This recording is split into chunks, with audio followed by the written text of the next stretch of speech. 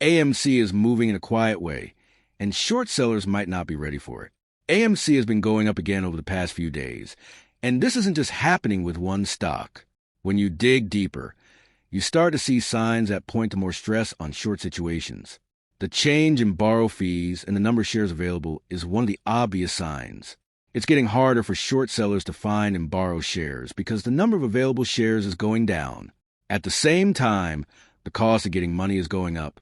The fee is only 1.24% right now, which is a far cry from the very high levels we've seen in the past. What counts is the direction.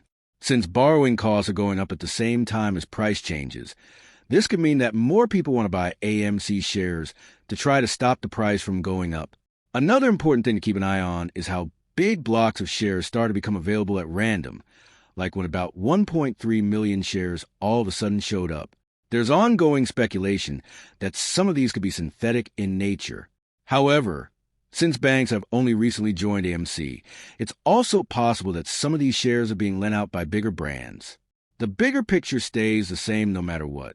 As the price of AMC goes up, it looks like short buyers are under more pressure. This pressure can also be seen in the way people trade, especially before the market opens. AMC recently had a pre-market turnover of about 4.55 million shares, which is a lot. People who trade on their own usually don't do things like this. Instead, it shows that bigger companies are setting themselves up, often at times when they're less visible and the effect on prices is less significant. At 8:09, a big jump happened when about 4.4 million shares changed hands in a short time. Moving in this way is often a sign of quiet accumulation or strategic placement. As soon as a normal trading day started, the volume quickly surpassed 7 million shares. This supports the idea that something bigger is going on behind the scenes. This fits with the bigger trend we've been talking about. AMC has already gone up from about 93 cents to about 138 cents, which is a gain of more than 50%. People are naturally interested in that kind of move, especially since the company is still benefiting from a recovered movie theater market. At one point, AMC hit $1.45, which was a gain of almost 8% for the day. It then went back down a little. At $1.50, we've reached a key level that many buyers are keeping a close eye on. If the price closes above this level, it might not cause a gamma squeeze right away, but it could still push the price even higher. If the prices of $1.50 call options go up, it could lead to more people buying, which could drive the price up. It's also important to think about where short positions have been started in the past. There have been shorts that came in at 210, 180, 70, and even below 1. Not long ago, jobs may have been available around $1.30 as well. If AMC can break through important levels starting at $1.50 and possibly going up to $2.10, it could set off a chain reaction. Shorts that were open at lower prices could face financial pressure or even liquidation. Shorts that were open at higher prices may start to feel a lot of stress. A tweet from Stonks Batman says that most buyers who bought in February are now making money, while many short options in the same time period are under pressure. Short sellers were busy opening positions at a range of price levels in February and early March. Now that AMC is going up, that trend is starting to change, with longs possibly winning and shorts potentially losing. It's important to be careful when we look at technical trends.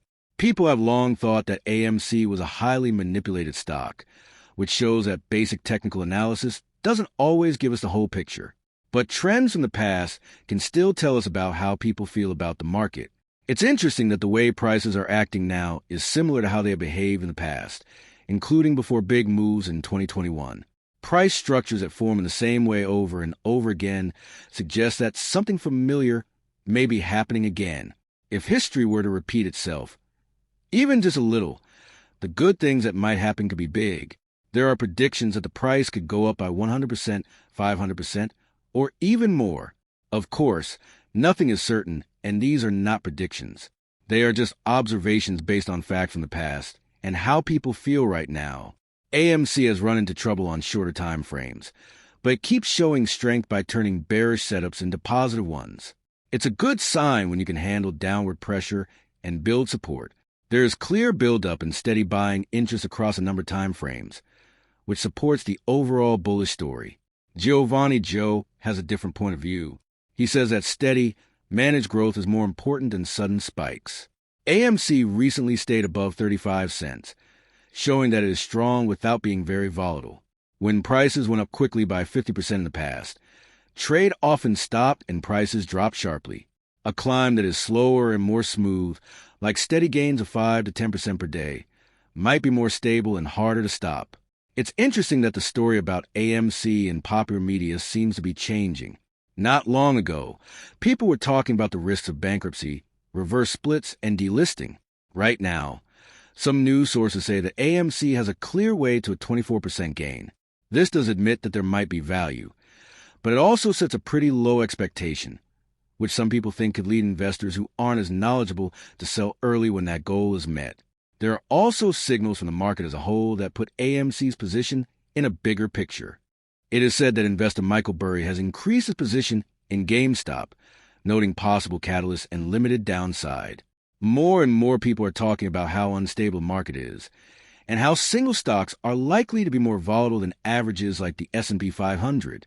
At the same time, big ETFs like the NASDAQ QQQ have seen a lot of money leave them, which shows that investors' habits have changed. Concerns are being raised about the world economy. Japan's bond yields are at their highest level in decades.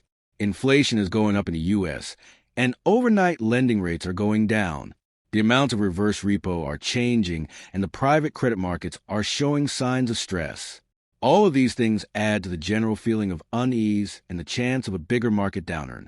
When things are like this, buyers are actively looking for chances to make more money. In this context, stocks like AMC, GameStop, and HYMC are often brought up because of how well they are positioned and backed by retailers. Everything will depend on how these things work out in the end. Things are changing in the market, shorts are under more pressure, and the market is becoming more unpredictable. It's still too early to tell if AMC can break through key support levels and start a bigger move, but things are slowly coming together. That's all we have for you today, guys. What do you think about AMC stock? Join in and let us know what you think in the comments.